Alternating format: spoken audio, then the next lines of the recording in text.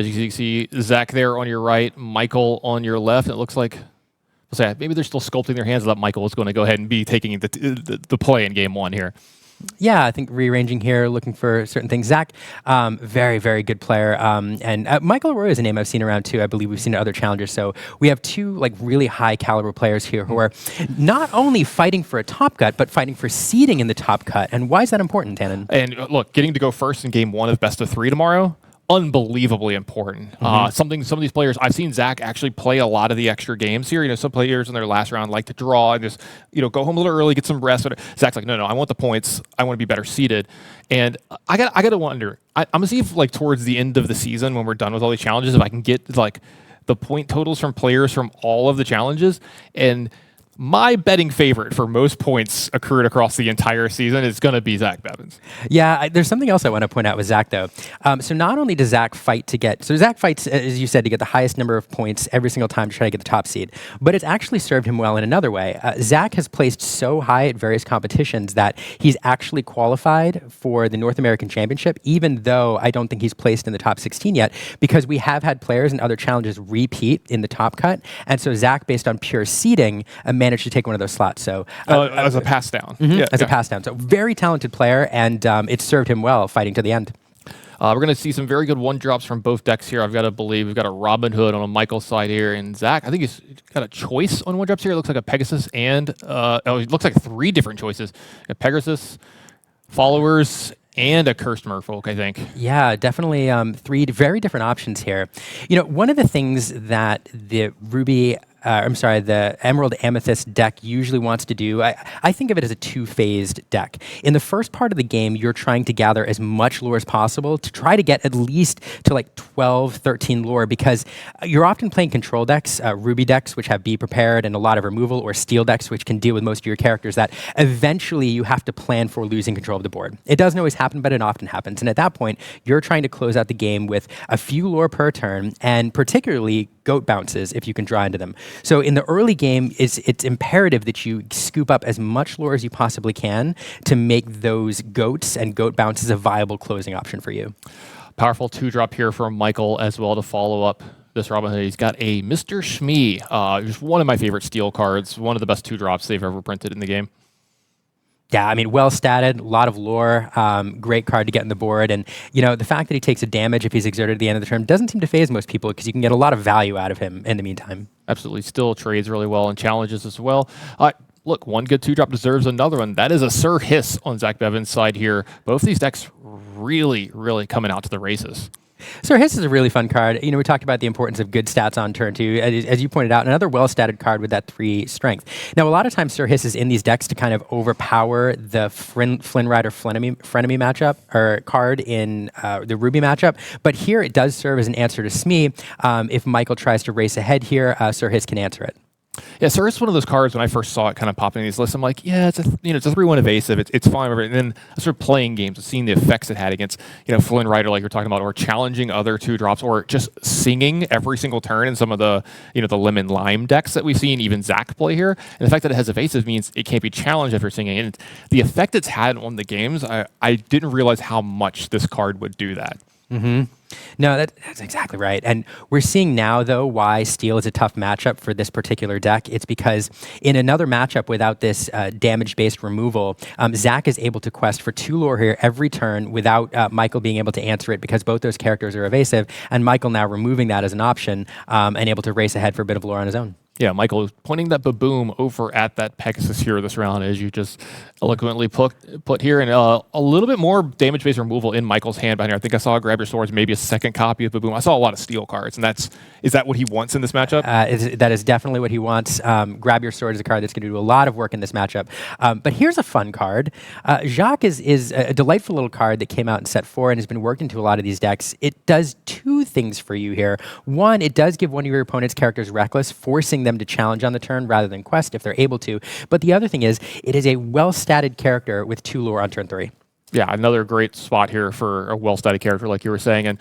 And these guys haven't really missed a beat here yet this game. And I see Beast, Tragic Hero in Michael's hand over here as well, or Sad Beast, as a lot of people like to put it. I love the nicknames the community has come up with for some of this stuff. It's because I'm like, yep, that is Sad Beast. It just works. And he would have to give up a pretty good card here though to do it if he wants to ink, say, like that Baboom or something along those lines. So I think that's what he's trying to think of here is like, how do I want to play this out this turn? But I was going to say, are we about to ink the Beast here and get the Rabbit in play instead? I think we might, but instead, there's the thought about it, but the Baboom goes into the Inkwell instead. There's another version of Beast, Beast Hard-Headed, which is on the art like smashing a copy of the Illuminary, and that one is colloquially referred to as Mad Beast. I'm very hard-headed, so I get that one as well. I identify with that one a little bit more. But it looks like he does go ahead and go with the Rabbit, opting for the extra card here instead of the very good Sad Beast. So back over to Zach Bevins. You see that Reckless still there on that Shmi, so it wasn't able to do anything that turn.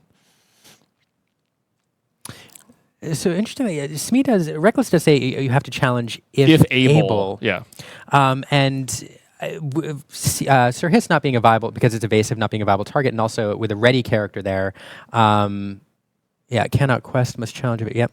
Yeah, so I just can't do anything. Can't do anything. Just sit there and bumble around, and it kind of just puts him to sleep for a turn. It does. It's like, look, Shmi, you go over there in your ship. Go look for Captain Hook.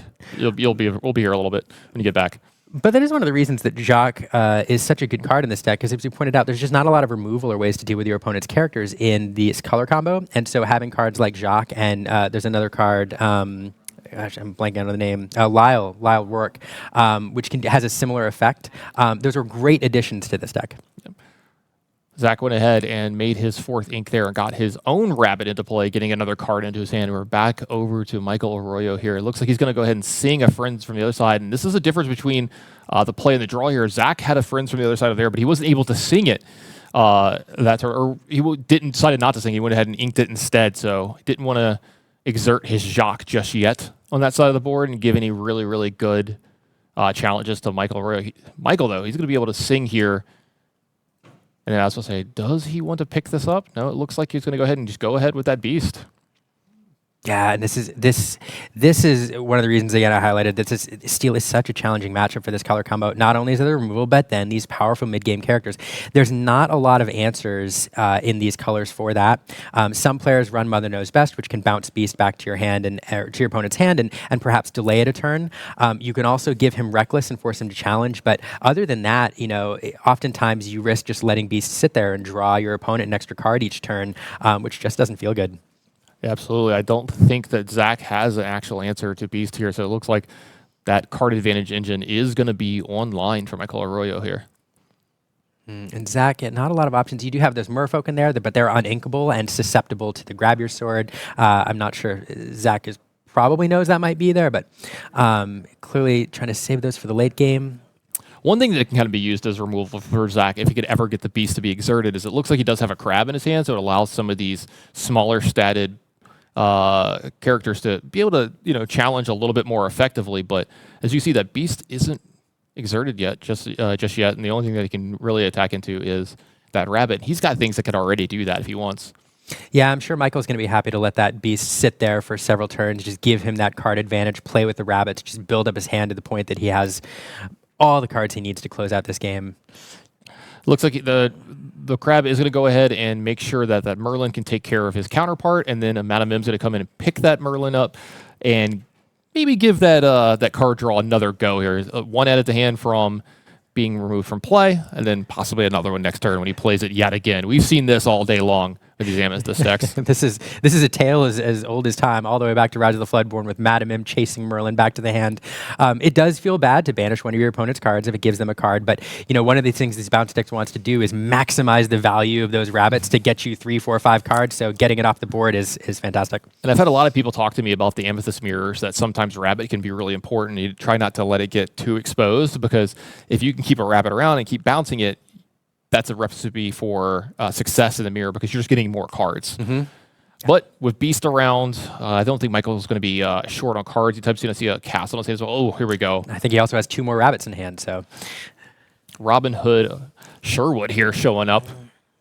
Another big, huge play for Michael Arroyo here. Another problematic character for Zach to deal with. It looks like Grab Your Swords is going to get sung by Beast here. when Beast is in Beast form, is he really that much of a singer? I don't think he has that good of a singing voice. Do you? Probably not. Although, no, probably not. Although in the live action film, he did a fantastic, fantastic song. Sure. No, I don't know if he'd make people grab swords so much as pitchforks and torches, but here it was definitely swords. That is true. So, fun little interaction here. You know, Sing Grab Your Sword made Jacques vulnerable to a challenge from Robin Hood there. So, Michael able to challenge with that Robin Hood and gain 2 lore off banishing Jacques. And now he did expose the beast to perhaps a return challenge. That crab, if it's able to be bounced back to hand with the fox, perhaps will allow Michael to take care of that beast in short order. But the trade-off here to getting control of the board seems to be worth it. Absolutely. It doesn't look like that's going to be what happens just yet. A rabbit's going to start off for the turn here for Zach, getting him another card. A couple options here. It looks like he's going to go ahead and ink the Ursula. Follow this up with, let's say, is that, all right, there we go. Got a trade here, a challenge here. That takes care of this board. And I was supposed to say about the 2 cursed merfolk. He got to grab the swords out of hand, and hopefully there isn't another copy of it for Zach here with the way that he's played this game. From a spot that looked really bad for Zach, definitely back in this game. Yeah, this definitely feels better. One thing I think that you said in an earlier match is that Grab Your Sword is a card that we've seen fewer of in this meta, with Bucky being removed and fewer Emerald Steel decks running around. And so there may only be 1 copy in Michael's deck. We don't know, but Zach is kind of counting on them being not that many around and feeling a little bit more safe dropping this merfolk here. Yeah. Michael's going to go ahead and quest up to 11 here. He's going to go ahead and move Robin Hood over to the castle. Another Captain Hook, I think, going to the ink here. Yeah, just keep developing the ink here. He's got 2 more rabbits in hand. Wants to get as much ink as possible so he can start playing those multiple times a turn. Back over to Zach here. A little bit of a deficit here on the ink, down 11-3. Yeah, I mean, it's just a challenging position to be in. The merfolk are fantastic for questing. They're fantastic for questing early. One thing they're not great at is challenging. And when you have a 7 willpower castle over there, it's a lot. It's a lot to deal with. Yeah, castle, a real hard one to deal with for practically any character in one shot in the game. We've seen like the reckless, bodyguards of Hercules showing up and stuff like that. And without Crab, I don't know if Zach's going to be able to do that. The merfolks, unfortunately, they don't challenge very well. No, they don't. So you mentioned earlier, we talked about Grab Your Sword and how Zach was probably waiting for the right moment, trying to draw that out. And once it's played, he feels safer playing the merfolk. Probably a similar dynamic for Michael with that crab on the board. Seeing that crab in play, he knows that all Zach has to do is find a way to remove that crab from the board, and that castle can be taken down perhaps with 1 or 2 characters. So with the crab being gone, that castle feels pretty safe. That's a really, really good point. I've always found that to be one of the most fascinating parts in any of the Amethyst mirrors is when you play your castle. All right, and we've got our goat sighting for Zach Bevins here. That's going to go ahead and move him up just a little bit. He's up to 7 lore here.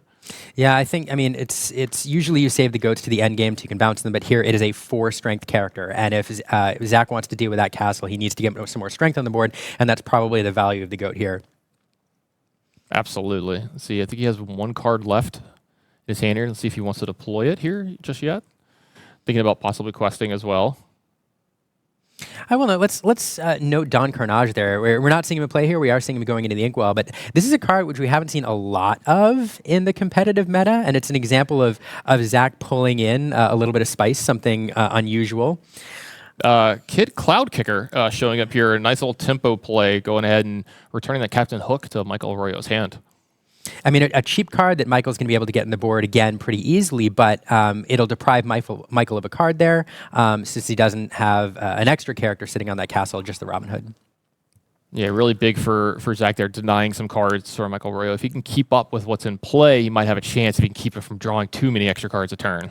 Yeah, and now, so Michael with only 1 character left on the board, he won't be able to remove both of those merfolk with what he's showing. So Zach here is really in a race. That's what this has become. Of course, Michael will gain 2 lore off banishing one of those merfolk, but Michael now has to start thinking about finding an answer for this wide board. Zach went from, I think, feeling like he was on the ropes, or at least we thought he was on the ropes, to looking at a pretty comfortable position here. Yeah, he's played this pretty well. All right, it looks like Robin Hood is going to go ahead and challenge one of those merfolks, like you said. Discard effect coming for Michael Arroyo. He's going to go ahead and pitch one of those sad beasts. Definitely sad going there. So sad. What a tragic If you're sitting in Zach's seat and you see him pitch that beast there, are you a little worried about what's left over in the hand? Maybe, but I mean, it has to feel good anytime you see a beast pitched. But Michael here thinking about, if getting as many characters on the board as possible to challenge some of those smaller bodies, throwing both rabbit and hook into the queen's castle. Yeah, castled up here, Zach, drawing his only card that he's got here for the turn. I hear you doing math. I am. I'm counting lore. Yeah, Michael with 6 lore on the board with that castle, and so Zach has to figure out how to put himself in striking distance while removing at least 2 lore. Because problem number 1 is not lose. Not lose. Right. And then how do I win from here? So it looks like start with the rabbit going into the Robin Hood. That's going to get Zach an extra card here. I like that play to start off with. Get as much for anybody at home that's watching one of these. If you're ever going to be making a bunch of plays in a turn, and one of them is going to draw you a card, it's almost always correct to start off with the play of drawing the card here, because you want all of the information before you start making decisions. That's exactly right. All right, looks like the goat's going to go ahead and finish off with the trade here with the Robin Hood. Yeah, and unfortunately, that does remove the Robin Hood from the castle, so there's no extra card draw there, but Michael does get a card when Robin Hood, Champion of Sherwood, is banished in a challenge, so drawing into another card here. Yeah, so just a lot for Zach to deal with. Yeah, so 4 lore still showing for Michael. That wouldn't be all of it. He would go to 19, but you have to worry about possible goats for Michael here as well. So Zach may be trying to figure out a way to get him to 18 while still having something to go on, but I don't know if he's going to be able to do that. Doesn't look like he's going to be able to remove the castle or any more of these characters. So I think Zach just has to hope and cross his fingers here. Yeah, I mean, I think Zach was trying to draw into something like a Lyle, which had Reckless, or something like this. What a great card to drop here. So now Michael has to deal with something on the board. Ursula, Sea Witch Queen, has 3 lore on it. And so 3 with the other 3, that's 6. And so Michael now has to devote at least some resources to removing the Merfolk or the Kit. Let's see, does he have a goat? And with that 3 lore, that puts him 1 goat away. That's a really good point for Zach Bevins here as well. Zach doing what he can with what he's got. Michael with a lot of, I think 4 cards in his hand, 5 cards in his hand. He's got so many castles, just doing so much work here. Yeah, so we'll see. As you said, we'll see if he has the goat, or even better, the goat bounce. No, just the goat would close it out, wouldn't it? Yep. But he's thinking about this a long time, which leads me to believe that he doesn't have the goat in hand. This would be a really good slow roll. If not. Yeah. So let's see where you see this. So hook going into the Merfolk. Yeah, pitch his card for there. He's going to go ahead and clean up the Kit as well. All right, so now Zach can't win on his turn with everything that's face up. It would have to be with some goat shenanigans. It looks like a Merlin Rabbit is going to get followed up by a Merlin Goat. Okay, that must have been the card that was drawn off the rabbit. Yes.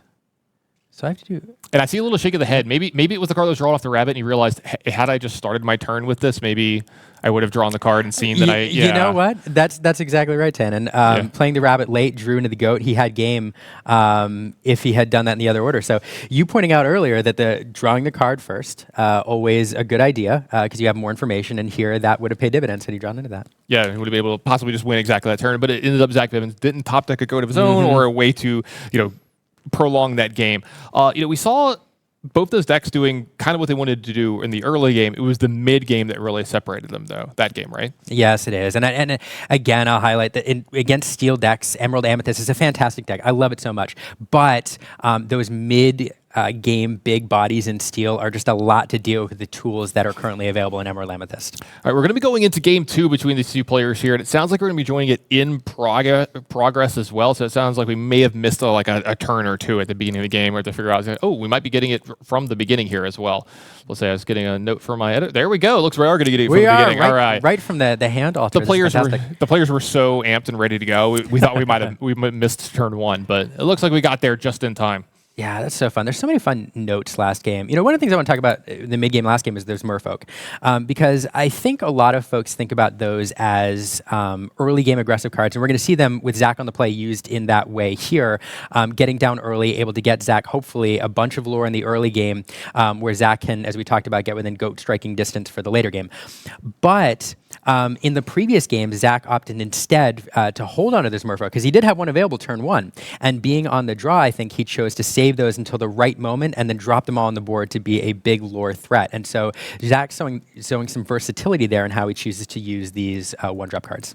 Yeah, big lore threat is exactly what's going to happen this game, though. It is going to be on turn 1. Go ahead and quest for 2, followed up by Sirius. This is the start that Zach wants when he's on the play. Yeah, and Michael not having a one-drop there to do his Merfolk is not an ideal start for him. Does he have a play here for turn 2? He does. I think Okay. I saw a Smee at the very least. Oh, we have a Blue Fairy. Okay.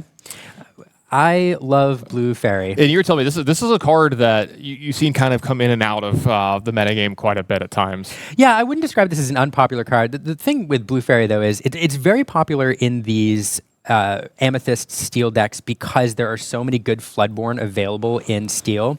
Not only have Jafar, but you have the new Aladdin, you have Beast Tragic Hero, you have Tinkerbell. There's just a lot.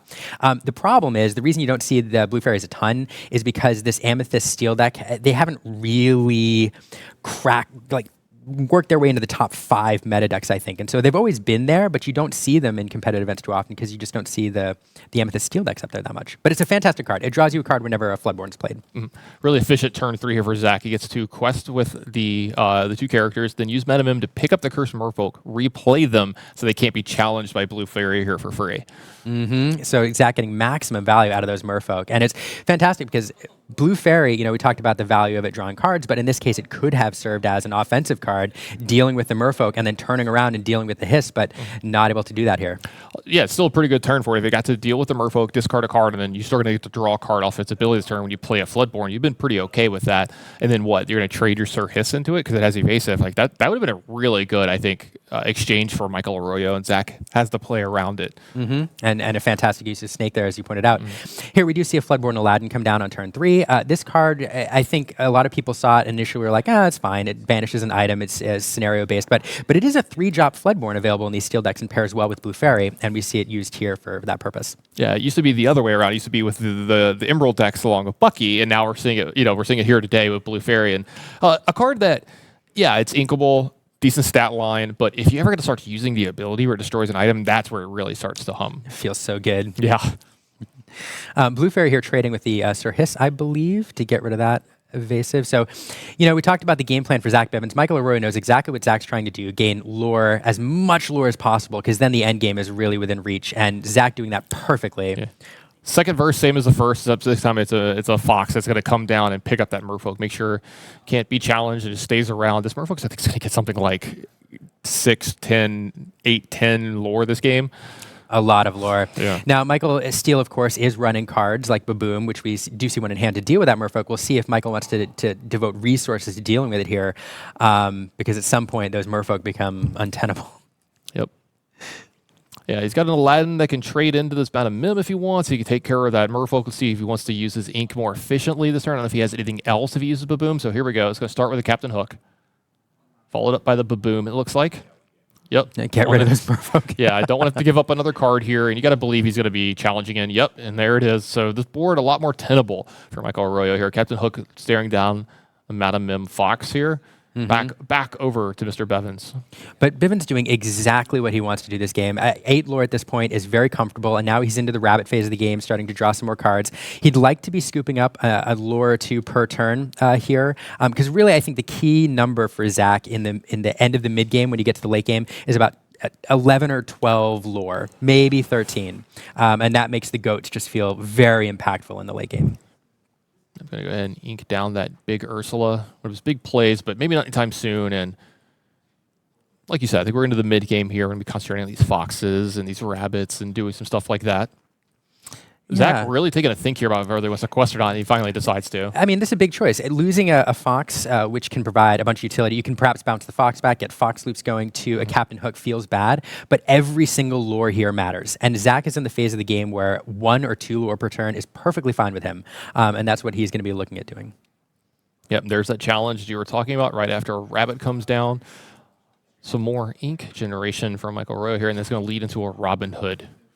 So back over to Zach here. What's he drawing for turn? He's got 3 cards left in his hand here. Are these going to be impactful enough to get him a split here in this round 8 matchup? He has the bounce. This is great. Big quest with the rabbit. We're going to get that lore. We're going to bounce the rabbit, get a card. This is exactly what Zach wants to be doing. Yep, great so far from here. And I think he might have a 2-drop on this. I think I see an Ursula. Does he want to play it, though, is the question. Seems like he's debating. Yeah, interesting choice here. We know, Zach doesn't know. There's a couple choices in there which he can pick. How much does Zach value that information, I think, is what he's thinking about right now. Yeah, do you know an argument for not playing the Ursula here? I think it's if you value the information later more than you value the information now. There are points later in the game where Zach is going to make some choices about perhaps playing, Cursed Merfolk or extending himself, and perhaps he's waiting until that moment. He might also be waiting until he gets another Ursula Floodborn, and perhaps then able to play it and set up that shift later on. I think those would be the 2 reasons. Yeah, I was going to say, I wonder if he's debating inking it. It did look like he decided to ink it here this turn. Yeah, that is true. And we do have a Rourke. I didn't notice that in the hand. So Lyle Rourke is another card similar to Jacques that lets you kind of control your opponent's board a little bit by giving a character reckless when he comes into play, and I believe when he quests. So this is going to force Michael to, not to quest, not to pursue that lore and challenge instead. Of course, Michael, I think, is thinking more about singing and more about challenging with his characters right now. And we see that here, choosing to get rid of Zach's entire board with the cards at his disposal. Yeah, double along came Zeus for Michael here, and then he's going to quest off that winner. Great follow-up here, though, on the empty board for Zach. A rabbit here is going to get him an extra card deep. I see a crab in hand, and then the rest of it I can't quite make out. Yeah, I wish I could tell. There might be another Lyle in the middle. I can't say it. Huge fan of the hand cams, by the way. Oh, yeah. Absolutely love them here. Let's just play along. Yeah, it looks like that is another Lyle, I think. And then a Friends? Is that a Friends? It is a Friends. Okay. Yeah, so one of the reasons removing that Fox was so impactful, I think Zach would have loved to sing that card with Fox, and now forced to wait. So here we have Lyle Rourke again, giving the rabbit reckless. Yep, gonna put the rabbit to sleep, as I like to call it, for a turn here. You can't quest with this. You can't challenge with it because there's nothing to challenge. A little bit of an earthquake over there in the feature match area. Yeah, and Michael with several cards in hand that are not super helpful. I think we will see the goat here, mostly because, again, it is a well-statted character, which can challenge into that Rourke. 4 in the stat line always feels pretty impactful. There's just fewer and fewer cards that can deal with anything over 3. So here, the goat is kind of the answer to Rourke questing. But yeah, Michael not with the cards he wants, but able to control Zach's board just enough to keep him from running away with this game. Yep, he did get a lore there off the go, so it puts him at 2 to Zach Bevan's 10. And it looks like we're going to go back over to Mr. Zach here and see what he's got. All right, so there's the Friends from the other side, like you said, sung off the rabbit. Did he pick up any ways to pick it up? Yep, right away. We got a Madam Mim that's going to go ahead and pick up the rabbit, net another card for Zach here, and we're not even stopping here. We're going full tilt into the rabbit. Another card added to Zach Bevan's hand here. Multiple plays left over for him. I see a Pegasus. I see a Sir Hiss. Is that another rabbit in his hand? I think it might be another rabbit in his hand. So Pegasus is going to make it into the ink and Sir Hiss onto the board. Great redevelopment turn for Zach Bevans. Sometimes these Amethyst mirrors come down to who can use their Merlins and Mims the best. And that Sorcerer's Spellbook, interesting card in this matchup. Probably not a card that Michael was super happy to get at this point in the game, but this is a card which gives him 1 lore every single turn. He's able to sink a little bit of extra ink into it. So definitely put Zach on a clock. Michael is hoping to just drive the lore total a little bit higher. What Michael really wants to do is try to get to a phase in the game where Zach is forced to respond to his board because he's threatening the game. And so the Spellbook will help him get there if he draws into more removal. Rabbit here, the first play for Zach, and I think that found a Friends from the other side. So Friends from the other side, Rabbit, and I think some Emerald card. And is that a Jacques, I think. Is that a Jacques? Yeah, I think it's a Jacques. So also a couple of options here for Zach. How does he want to sequence this turn? Does he want to sing Friends from the other side? Who does he want to sing with? Does he want to pay ink for it? We'll have to find out. So it looks like he's going to go ahead and play the Rabbit, get another card deeper, picks up a Pegasus. It's really developing a wide board here. So still plenty of options here. I mean, work. So it looks like we're going to trade into the rabbit. Yeah. Get rid of the rabbit on, or not trade, rather, but sorry, challenge into the rabbit and get rid of the rabbit on Zach's terms. It does look like he's going to go ahead and quest a little bit extra here with the evasive character and with the rabbit as well, because he's got 2 of them. I'm sorry, he's got 3 of them, so losing one wouldn't be the end of the world here. Yeah, and again, leaving it there. There were other plays available. Of course, work could have quested, given something reckless, but instead choosing to let things be, pushing the lure a little bit higher. Friends from the other side being sung here. Yep, Goat being used to sing Friends from the Other Side. A couple of really powerful cards added to Michael's hand. I think I see a Robin Hood here and a Bell. Ah, Bell, accomplished mystic, I believe. There are some damage counters. There are damage counters.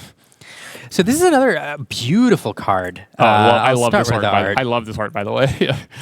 Beautiful card from this set. This is a card when it comes into play allows you to shift damage counters from 3 damage counters from one of your cards or one of your opponent's cards to another card. So able to pull some shenanigans there. But we won't see that yet. Instead, we'll see Robin Hood shifting and challenging into the snake. Yeah, getting a little lore for his trouble there. Shmi's also going to lore up as well. Michael doing a very good job of developing this turn and getting a good bit of lore back into this game. Yeah, that's exactly what he needs to do. And that was a fantastic turn for Michael here.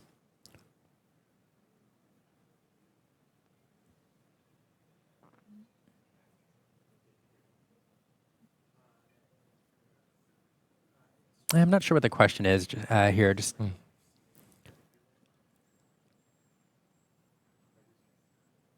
Looks like, let's say the lore was at 9 for a second for Michael. It looks like it's back down to 6. So it looks like that's where he's going to end up 6 to 12 here in favor of Zach. Yeah, I'm not. I should have been paying attention to lore total. I think that might be a little behind, but at the very least, even if it is 6, looking a little more palatable. Should have gotten 2 lore off the Robin Hood, 2 lore off the Shmi, 1 off the Spellbook. So that might be right. But back over to Zach. Zach's still with 5 lore on the board if he chooses to quest out, putting him within goat striking distance with the goat bounce. A little bit extra. Saw Pegasus and an Ursula in hand. I think the friends from the other side still there. He's going to start off with a rabbit challenging into the Shmi, though. It's going to draw him an extra card here, getting a Peter Pan off the top, the evasive Peter Pan with Rush. Yeah, Zach definitely, you can tell he's definitely playing this cautiously and conservatively. He knows he's in the driver's seat, choosing to remove the big lore characters where he can from Michael's side of the board, drawing into more cards. He knows he has card advantage. So I'm just going to keep removing threats and keep drawing the answers. So that's what was up. We forgot about the Tiberius, that whenever one of your characters gets banished, your opponent loses 1 lore. Yes. So that's what the discussion was. I'm sorry. Yeah, so it's a fun little catch-up mechanic that's built into these Emerald Amethyst decks, which it's a really great tool. It's one of the reasons that Lyle is such a great ad, because oftentimes in these Emerald Amethyst decks, phase 2 of the game feels like a race to 20. And I can't tell you how many times in this deck I have won with 20 lore when my opponent's at 17, 18, or 19, and it's a goat that pushes me over the edge. So that 1 lore reduction makes a huge difference in these games sometimes. Down to 7 lore for Michael there. But he does get to draw a card for his efforts because of that Robin Hood getting banished. Zach going to go ahead and sing Friends from the Other Side. Ooh, I think I saw a goat get picked up. Wow, what a fantastic impact work has had here. Yeah, really showing off that card here, I think, this game. Jacques added to hand. I think another Lyle Rourke was added to hand here. And Zach is just not running out of stuff anytime soon. No, he's definitely taking full advantage of the rabbits. We may have seen all 4 rabbits. Certainly. I think so, actually. So a lot of rabbits, a lot of friends, and knows he has card advantage. And but here we have, okay, so we did play the Deceiver here. Zach, figuring out this is where he wants to see what's going on, probably has a choice to make about whether to extend himself or not, wanting to see what the options are that Michael has available.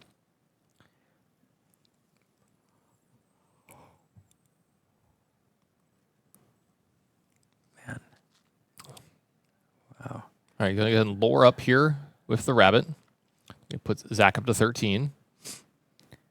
Yeah, again, I think this is just a masterclass on how to pilot this deck on the play, especially, and take advantage of the card advantage that Amethyst offers you. Michael does have a Beast Tragic Hero available, a card that he'd love to get on the board, but at this point, it's just, he has to be thinking about removing every card possible from Zach's side of the board because every single lore matters here. And Jacques, again, will point out, not only does he give a card Reckless, but it's a 2-lore character. And so Zach, is he threatening game here? I think so. 1, 2, 3, 4, 5, 6, 7. Yeah, that would be exactly enough. He's at 13. Yep. So... and with Reckless on the other side, though, he's going to have to challenge here. Let's see if Michael has anything else that he can do. I think I see a Fox in hand. But is this going to... even if he can not lose this turn, I don't know if it's going to be enough to keep him from losing the next turn is the problem here. I think Zach, like you said, is fully turned the corner. Yeah, it is a challenge. I mean, a card like Grab Your Sword would be nice, but let's take a look at all of Zach's characters. They all have more than 2 willpower. Peter Pan... I have to double check on Peter Pan. No, yes. Peter Pan is 3. So yeah, so even a Grab Your Sword, your biggest wide mass removal card is not enough. Not enough resources to play 2 of them. So it's just going to be tough to get back in this. I don't think there's an answer here. Well, Michael's going to start off with going ahead and challenging this rabbit. Card given to Zach here. And losing a lore in the process. Yep. Gaining a lore now off the goat leaving play. And he'll be able to challenge another rabbit and then lose another lore. Making some inroads here. That is true. So, you know, we had 7 lore, so we had to move at least 1 from the board to keep from winning this game, and that's what Michael did. So, you know, delaying Zach's winning unless he has a goat, playing the goat back to the board here, gaining a lore. And you know what we always say, play to your outs, draw out the game, see what you can do. Here we are going to challenge into the rabbit. We're going to lose a lore again from Rourke. I should have been tallying how much work that Rourke has done. Probably at least 5 or 6 now. It's been a lot. Rourke has been very, very good this game. All right, Bevins with, I think, 5 lore in play here. He's at 13. Barring some really good goat shenanigans, I don't think he can win this turn, but he might be able to put the game out of reach for anything that Michael Arroyo can do. So we'll have to see. Yep, looks like he's going to make the goat have Reckless. Yeah, now we'll point out Michael losing 2 lore every single time one of Zach's characters is banished. You have to double up when you're keeping up in lore count here now. Yep, so there we go. We got a trade of Ursula into the Madame Mim Fox. That's going to make Oreo lose 2 lore. This might be a record for most lore ever seen a person lose in a game. It's probably close to the most lore anybody has ever lost in a Disney Lorcana challenge. It's a bold statement, but again, just a masterclass here in knowing that you are, you have the advantage, because there are lines that Zach could have taken here numerous times where he extends a little bit more. There's a number of low-cost characters he has in hand. He has the castle there. He could have way earlier just overextended, but instead challenging, forcing some lore to be lost, drawing cards, and just slowly playing that advantage over time and grinding his way up to 20 lore. It looks like he's going to go ahead and finish at 17 lore this turn, developing 2 more characters. He already had the Tiberius, but all the turn box followers. So we're back over to Michael. Let's see if Michael has a rabbit that he can pull out of his hat, not just out of his hand here to get out of this. Oh, dear. That one was for me. That joke was for me. I liked it. You're very kind to me. I love a good pun. So again, Michael thinking about his outs here. Again, you may as well, try to figure out if you have any outs, even if you can extend, another turn. Sometimes in these games, even if you think you're going to lose and you have no outs, thinking through these scenarios and figuring out what the optimal move is, even if it's all for naught, can set you up for later games and to help you think through lines which you may not have thought of. So Michael definitely going through the motions here and trying to figure out if he has anything he can do to stop Zach from winning. It looks like Rabbit's going to dig him a card deeper. Goat's going to get him a lore closer to 20, but I don't think that's going to be enough. Zach's going to gain 2 lore at the beginning of his turn. Quest up. We're going to see the fist bump. And Zach Bevins is your winner for this round 8 match. I've got to believe he's fully secured for his day 2.